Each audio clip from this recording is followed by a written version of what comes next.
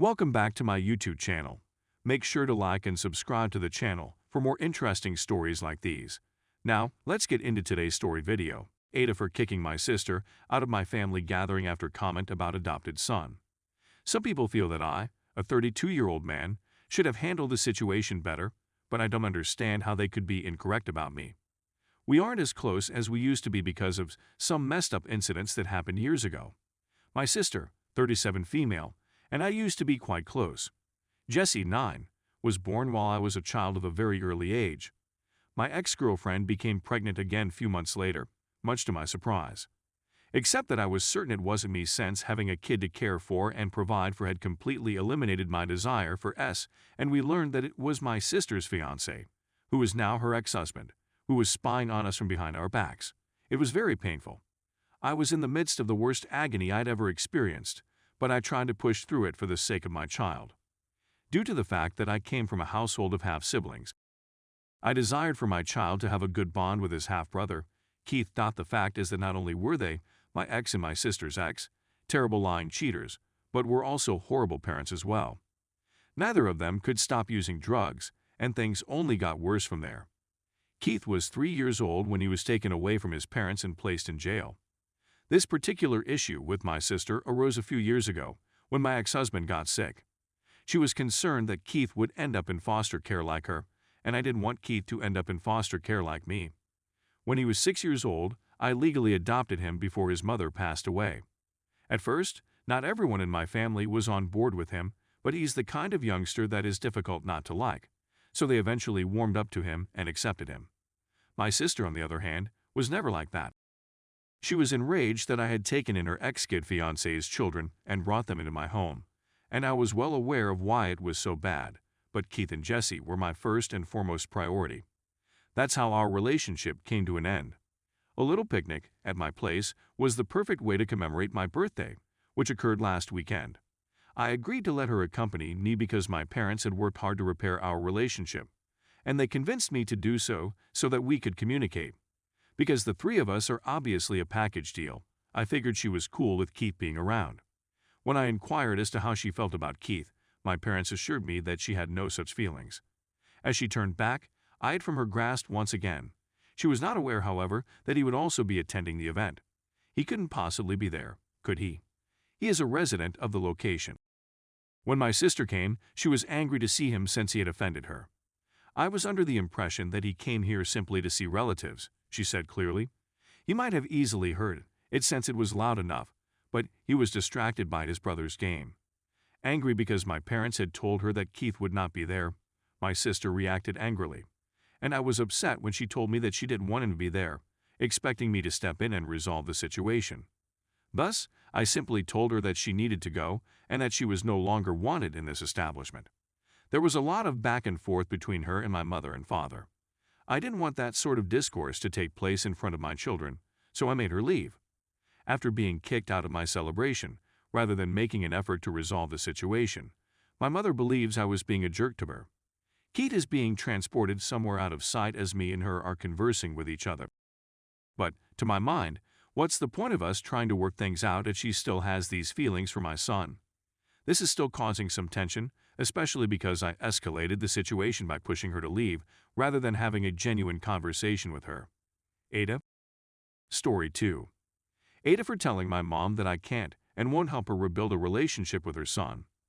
I, a 35-year-old girl, grew up in a home that was filled with dysfunction.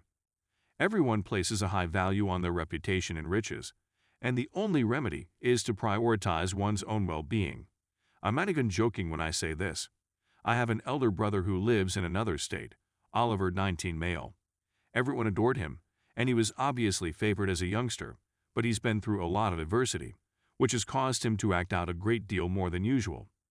My mother had had enough of his misbehavior and kicked him out of the house when he was 16 years old. He's been a resident of my home for around 3 years. In the time he spent with me, he was able to get his act together because I put him in therapy to help him, and I realized that the whole ideal image my family instilled in our minds was what was driving him to deteriorate so drastically. An excellent education, sports participation, and even part-time employment are all part of his life. His mental health is still in the process of being addressed, and he has rough days, but we are making progress. To be really honest, I'm proud of him. In any case, my parents were aware that Oliver was with me, but they had only had a few brief conversations with him during the previous years. I'd want to say it's because of how stressful things have been lately, but I don't believe that is the case. For the love of God, that's your baby. My parents separated a few months ago, which has been a lovely experience for them so far. After all, it should have happened years ago, but what the heck, right? Since then, my mother has been attempting to convince me to allow her to communicate with or spend out with Oliver. This rapid shift isn't good for him, since he is very reliant on stability, and I informed her of this fact. When I started to, she informed me that she was his mother. The more I rolled my eyes and said something sarcastically to her about how wonderful her parents were, the more she broke into tears. She expressed regret for evicting him, but she just didn't know how to deal with a difficult youngster for much longer than she had to. After all, she was not at blame, and so forth. Despite the fact that I didn't feel she was understanding my argument, since I was more upset by the complete perfection she never stopped talking about, even I have problems with that, I allowed her to ramble on. Then I told her straight out that I wouldn't and couldn't help her with Oliver until he indicated he was ready, and even then, I'm not sure I'd encourage him, and that she would have to face with the repercussions of her actions. She seemed relieved to hear this. She came close to calling me a jerk and claiming to be his mother, rather than me, but I chose to ignore her. I haven't heard from her in a very long time, and I'm starting to feel a little down. In my mind, I've been debating whether I have the authority to keep a mother away from her wonderful son, and she has stated as well. Ada, update. Okay, so I'll just go straight to it. After all of your assurances that I was doing the right thing, which I was really questioning, I phoned my mother and informed her that my choice was permanent, and that she was not allowed to contact my brother until his therapist was comfortable with it. She wept her heart out, and it nearly made me cry. But I can't bring myself to feel sorry for her. I'm simply sick of her. She still texts me twice a day, but I haven't responded to a single one. I tell her to F off, but I'm dealing with unrelated family matters right now, so I can't. For Oliver, the previous week has been a challenge. Nothing really linked to my mom, but that's the problem with mental health. Even the smallest item may act as a trigger. However, we are working on it. As I said in my last piece, the major thing that is assisting him is steadiness. It's for this reason that having our mother come would be a terrible idea. She'd swiftly flip his world upside down and put him off our timetable. Because of the circumstances, he is still in the early phases of rehabilitation and is not mentally/emotionally prepared to see our mother, who is a major trigger. I don't believe I mentioned my kid, but she's presently watching Frozen as I'm writing this, and all I can think about is, do you want to make a snowman? So please forgive me if I'm not saying this correctly. But yes. I know the answer may have sounded clear to many, but I sometimes feel like I'm going too far since, as much as I love my brother, I'm not his mother. Could be, but that's another story. I had one more thing I wanted to mention. Why am I making his decisions? Isn't he an adult? Yes, technically, but due to his mental health issues, he lacks the mature perspective of others his age. One of the reasons he's in counseling is because of this. Anyway, to those who have DM'd me, here's an update. Nothing major occurred, but be assured that Oliver is my first focus right now. But thank you for being concerned about him.